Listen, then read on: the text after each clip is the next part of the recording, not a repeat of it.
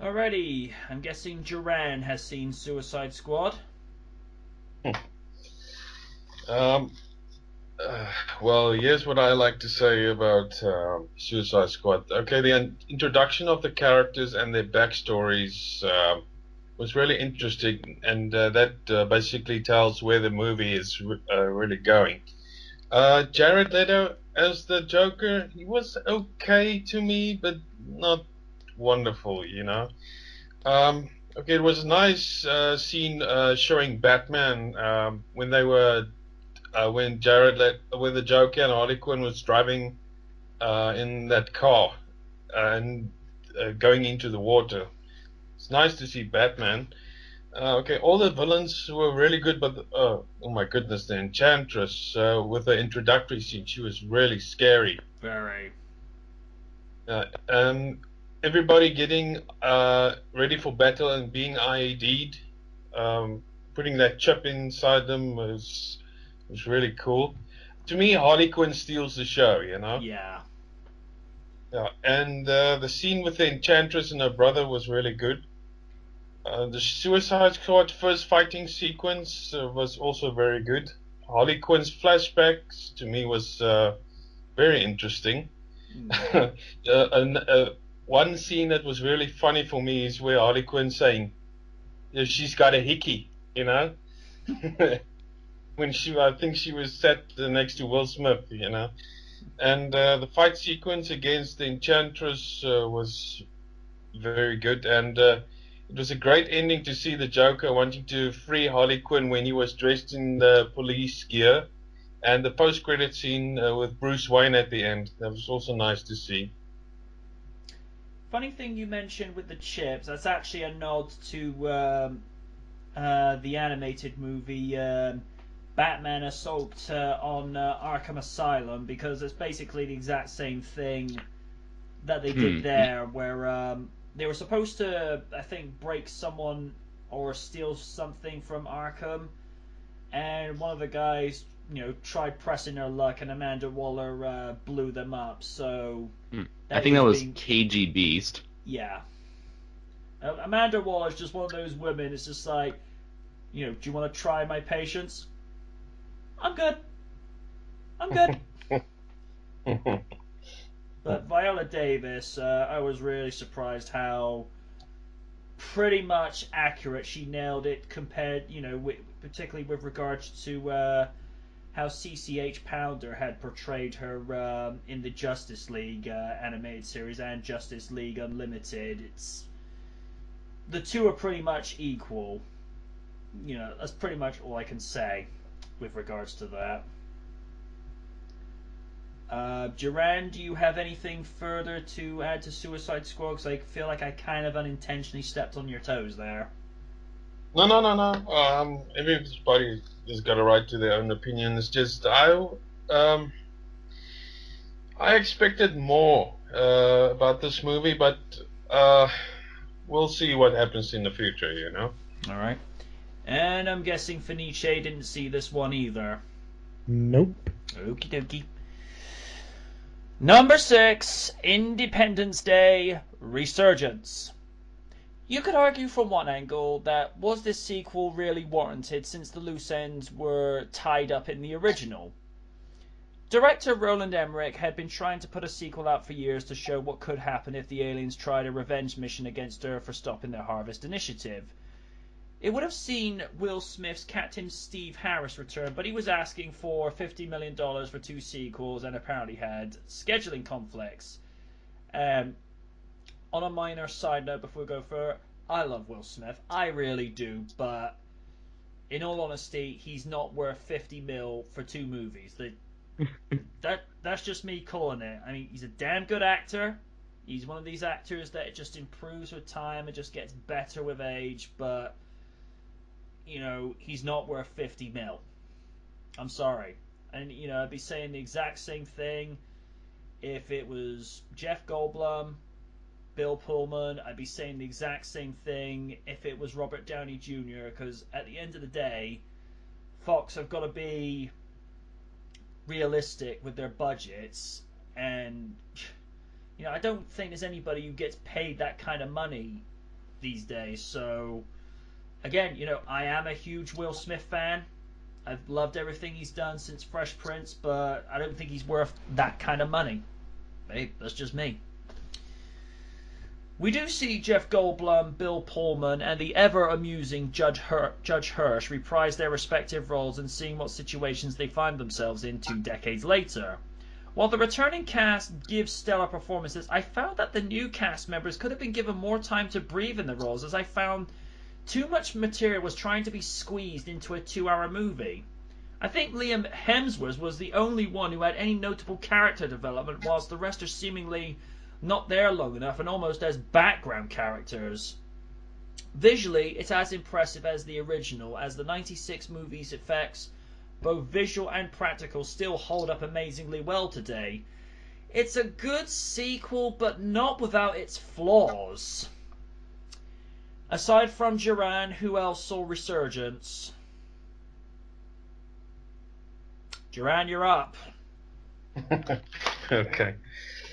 Okay, the opening scene where the aliens are planning the attack and everything is okay. The doctor with the long hair coming back to life, oh man, that was really far-fetched. I mean, come on, being in a coma that long, Stranger things have happened, dude. Shooting down that drone. I mean, they don't comply with Jeff Goldblum's warnings, and it just comes to show their arrogance. And then Sailor Ward goes through the whole crowd and repeats the words that the first president says. That famous line, and I told myself, oh, geez, here we go. Sorry? President Whitmore, that's who Bill Pullman was playing, Thomas J. Whitmore. No, I know. That famous line that he says, then he entered with, today we celebrate Independence Day. But when she was trying to say it, I was like, oh, yeah, we go again, And the president, Bill Pullman's character, trying to be a hero, getting the information out of the alien, to me was really stupid, And the alien and Earth fighting sequences is very impressive with the visual effects and everything. That round device communicating with the personnel, it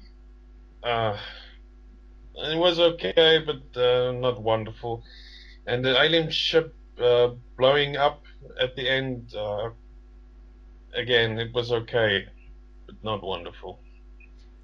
That's the impression I got with this movie, is that it didn't feel like it was trying hard enough. And also, if we're going to be talking with physics, if that whole alien ship tried landing over the entire Atlantic Ocean in real life, that would screw the whole planet up.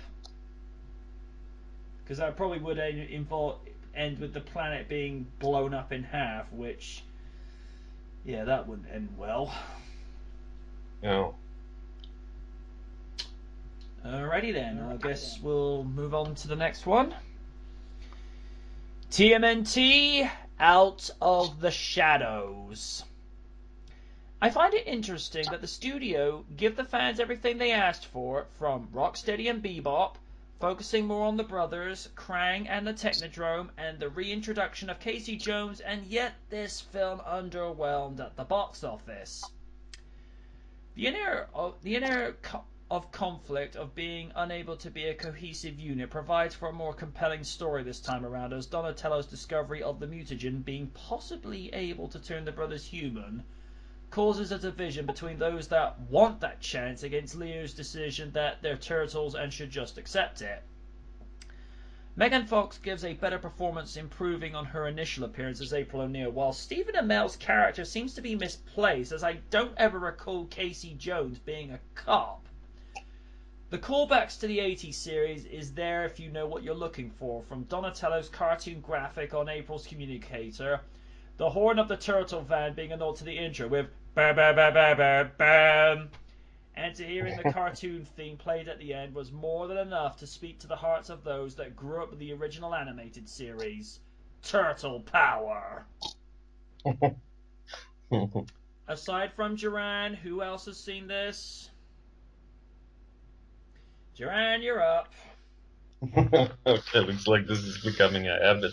Yeah, I'm getting that vibe Sorry, as MJ. well. Well, I guess I do want to add that you questioned why people did not go to see this movie and why it underperformed. I think this was the reason why this movie did not live up to box office expectations was probably because people were already disappointed with the first movie, and I guess for many people they just said, "You have one chance to prove me wrong." Not Platinum Studios. That was the company behind the game. What was it? Platinum Dunes? Yes. I believe that was the Michael Bay's production company. Is like you have one chance to prove me wrong, guys. And for many people, they decided to just jump ship after the first movie, which I know there are fans of that first movie as well. But from what I remember, most people were more like, eh, and were like, okay, I've seen what I've seen enough, and I guess decided not to pursue the sequel. That's my assumption or my theory as to why the movie performed the way that it did. It's interesting. That actually makes a lot of sense as well. Duran. If only that logic applied to the Transformers movies. And we'll get to that another time. Alrighty then. Duran. Give me Transformers Generation 1 any day. Oh, yeah. Anyway. Yeah, with regard to this movie, the opening scene where they're watching the New York Knicks play, Michelangelo dropping the piece of pizza and damn it, Mikey! and the basketball player falling over his feet, that was funny. It was great to see the opening with Shredder, Rocksteady, and Bebop, and action sequences when with the turtles trying to stop them. But come on, Michelangelo using a crane as chaka sticks, It was great to see Krang, but that robot was trying to slam him in his position. It was a bit stupid. Should be noted, the guy who voiced Krang in that is also the guy who voiced Grease Pit from Biker Mice in Mars. Okay. Yeah. I didn't know. Yeah. Anyway, as you were. Rocksteady and Bebop turning into their cartoon forms was really nice to see. It was good seeing Casey Jones, and meeting Splinter was hilarious. Yeah. But as you said, MJ, I always thought Casey Jones was like this vigilante, also fighting crime. But he wasn't a policeman, was he? Not that I know of. That's a new one for me. Because that's how I always remember it from the cartoon, And the original movies. Yeah. And the scene where Rocksteady and Bebop are eating, that was disgusting. The police precinct break-in scene was very cool. I thought it was really funny when when Raphael wanted to jump out of the plane, and he said, "What would Vin Diesel do?" That was funny. And Rocksteady, I think, using a machine gun in the plane and blowing the out of the crew. That was stupid. They're just being in character, though. I know, yeah. Okay, Krang freezing Shredder, turning on him, and you all know how that happened. Yep. Final battle between the Turtles and Krang, that was alright. Casey Jones riding the roller skates reminds me of that Batman and Robin sequence when Batman and Robin is ice skating with a diamond. Yeah. I don't know. And hearing the original Teenage Mutant Ninja Turtles theme at the end, that was the best part of the movie for me. Yes. All right. Finice, did you? No. Okay then. And it's come down to this. Batman v Superman: Dawn of Justice. When the 90s Superman the Animated Series did a better job of Superman and Batman meeting, squaring off, reconciling, and dealing with Lex Luthor in World's Finest, somebody messed up with the script. Ben Affleck plays a very battle-weary Bruce Wayne as a distinguished vigilante that has seen his fair share of trouble as Batman, and Gal Gadot being one of the other show stealers as Diana Prince, Wonder Woman. Henry Cavill gives a very out-of-character display as the last son of Krypton, especially with lines like, "Next time they shine your light in the sky, don't go to it. The bat is dead. Bury it. Consider this mercy." Since when does Superman, a beacon of light and hope, start acting as a Batman clone in blue and red? The pacing is way off, with feeling like that it takes forever just to get to the fight between the two, pulling pages from Frank Miller's The Dark Knight Returns with Batman in the armor, and even then the fight is short-lived. As for Jesse Eisenberg, he was horribly miscast as Lex Luthor and just did a disservice to the character, and the story would have likely served better with someone like Bryan Cranston. And as for Zod becoming Doomsday, I don't know where to begin explaining how absurd that notion is. I'm not a comic book expert, and even I could tell you that's not his origin. Considering the character was created by a scientist that wanted it to be the ultimate weapon by killing and creating it to the point it had no feeling or regard for life, to one story where even Darkseid couldn't handle it, and when Darkseid wants nothing to do with it, you know the situation is royally messed up. The Ultimate Edition on Blu-ray did help to fix some of the problems it had, yet it still makes it a flawed film that makes the first meeting of Superman and Batman on a big screen a beautiful mess.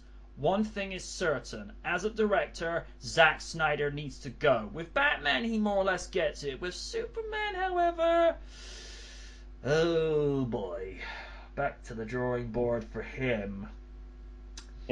Again. Kaiju Noir, I am particularly intrigued at how you're going to dissect this one. Well, you mentioned before how the director Zack Snyder was kind of very obsessed on trying to pay homage to The Dark Knight Returns, and on a visual level there are many visual callbacks to The Dark Knight Returns. However, I get the feeling that, well, in the past, Zack Snyder has mentioned that he has never been a fan of comic books, and that the only reason why he liked Dark Knight Returns back in the day and Watchmen was because they were super violent, cool, and edgy. Of course, the reason why those comics are good to begin with was more than just they were cool, bloody, violent, and edgy. There were actually, good stories behind them. They were relatable characters behind them. You actually cared you were giving a damn what was going on in those stories. Here, I get the feeling that Zack Snyder didn't really so much as read The Dark Knight Returns, but rather he just skimmed through the pages and looked at the cool, pretty fights and acts of brutality here and there, and he just took that and tried to make a movie around that, because this is a very pessimistic, unnecessarily, in my opinion, mean-spirited, brutal movie where everyone is an idiot, everyone does not talk to each other, everyone just gets into a bunch of meat-headed fistfights without so much as talking out their problems. You've got a very brooding Superman. He rarely speaks. He never stops and thinks. He always acts first before coming up with any sort of plan. And if you noticed in the movie, you can hear bits of his theme song play, but it's only the sad, depressing piano part of his theme song. Yeah. Dun, dun, dun, dun. You never hear the full bombastic, heroic, fullness of the theme from Man of Steel. You know why? Because the movie never gives the chance for Superman to be Superman. It never gives him that chance to have that heroic theme start playing in the background, because they spend so much of his time on him going through essentially the same damn character arc from Man of Steel. Throughout Man of Steel, he's like, "What is my purpose in life? What do I have to do? Like, what should I do with these powers?" And he probably already came to that conclusion by the end of Man of Steel. And here he's going through the same thing all over again. Yeah. As for Batman, they kind of reinterpret him as a very crazed maniac, and with zero care for human life, branding people, knowing that it's essentially a death sentence for prison. He's like blowing up cars left and right with his Batmobile. He is breaking necks and smashing people into walls and boxes like a madman. It's like the idea of a crazed Batman who's lost his moral touch sounds like a very interesting idea, and I could see what they were trying to go with in this movie by having some sort of redemption arc for him.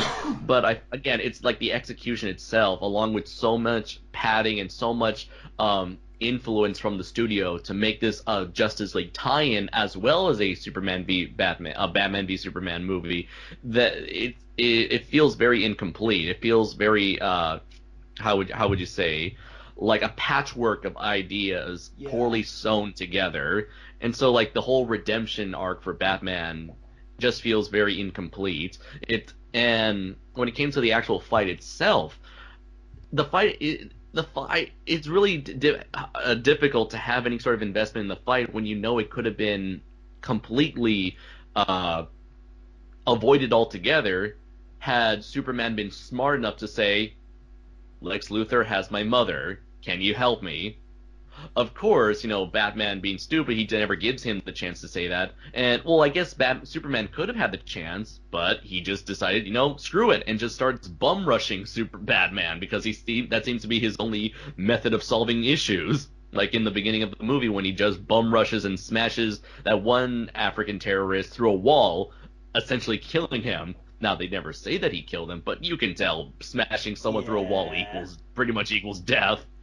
And that's another thing. It's Superman and Batman, they come off as huge hypocrites against each other. Yep. Superman doesn't like how Batman is branding people, essentially executing people through his branding.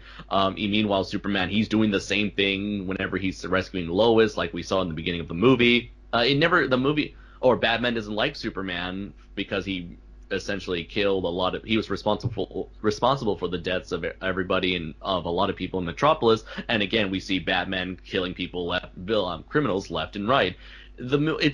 For me, it was incredibly difficult to find a reason to care or sympathize or relate to either Superman or Batman in any way. Meanwhile, the exact opposite happened in Civil War, where I could understand where Captain America and Iron Man were coming from.